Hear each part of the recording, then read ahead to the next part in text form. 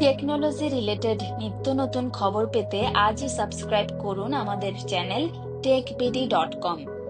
কৃত্রিম বুদ্ধিমত্তার ঝুঁকি সম্পর্কে সতর্ক করলেন গুগলের সাবেক সিইও। কৃত্রিম বুদ্ধিমত্তা সময়ের সঙ্গে পাল্লা দিয়ে কৃত্রিম বুদ্ধিমত্তা এআই প্রযুক্তিও উন্নত হচ্ছে। এর ফলে ধীরে ধীরে কৃত্রিম বুদ্ধিমত্তা প্রযুক্তি আমাদের দৈনন্দিন জীবনের অংশ হয়ে উঠেছে।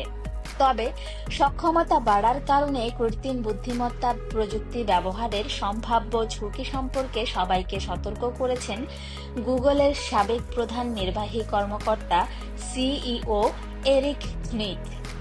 একই সঙ্গে এআই ভিত্তিক ড্রোনের সম্ভাবনাও তুলে ধরেছেন তিনি। সম্প্রতি মার্কিন টেলিভিশন চ্যানেল এবিসির দিস উইক অনুষ্ঠানে দেওয়া এক সাক্ষাৎকারে এরিক স্মিথ বলেন, শিগগিরই আমরা এমন ধরনের কম্পিউটার দেখব যেগুলো নিজ থেকে প্রয়োজনীয় কাজ করার সিদ্ধান্ত নিতে পারবে।